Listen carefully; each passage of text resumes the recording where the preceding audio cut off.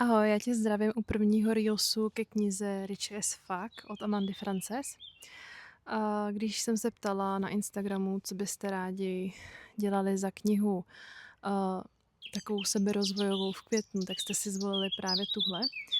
A já už jsem ji jednou četla, je to asi 5 let, takže jsem sama zvědavá, co mi tahle knížka teďko dá. A hlavně jsem byla ostuda před těma 5 lety a nedělala jsem si k tomu vlastně domácí úkoly, jak to nazývá sama Amanda. A to teď chci napravit, protože mám pocit, že vlastně, když to člověk nedělá, tak se hrozně ochuzuje o potenciál té knihy.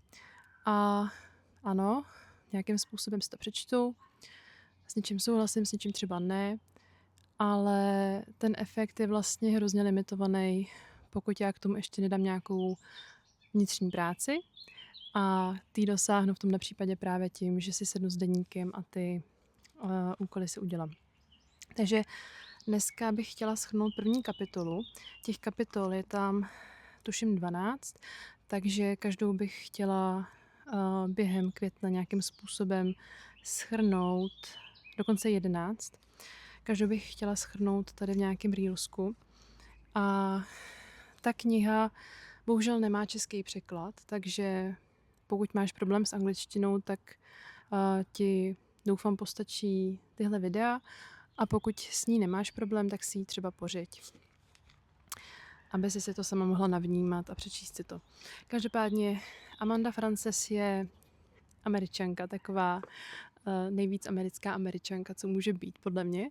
A můžeš mrknout k ní na Instagram, ať to navnímáš. Ona je taková jako, že má ráda kýč, ráda ukazuje, že má peníze a tak dál. Proč ne, že jo? I když mám pocit, že Evropani to mají trošku jinak. A vlastně v té první kapitole popisuje nějakým způsobem svůj příběh. To asi není zas tak důležitý. Důležitý asi je, že ona sama nepochází z rodiny, která by měla hodně peněz, takže vlastně to svoje impérium nějakým způsobem vybudovala. A co je asi důležitý z té první kapitoly, je, že tam popisuje, že vnímá, že peníze mají nějakou vibraci nebo nějakou energii a to, z jaký energie s nima pracujeme, má význam.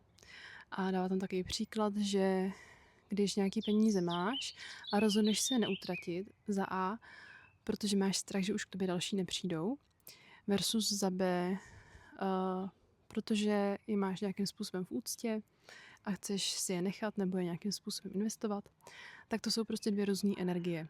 A my bychom se měli naučit nejednat asi z té energie typu A, z toho strachu a z nějakého omezení nebo z nějakých přesvědčení, co máme z dětství, ale spíš tady ty nějaké nastavení, co v mysli máme, se pokusit třeba přeměnit nebo s nima pracovat, aby jsme ten nedostatek tolik necítili.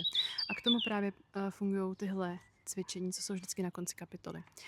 Takže já ti ty otázky, které tady v první kapitole jsou, napíšu do popisku, tak se tam mrkni a tvým úkolem je na ty otázky mrknout a vzít si deník, stejně jako s kouzlem, protože prostě psaní do deníku je opravdu super práce pro nějaký seberozvoj.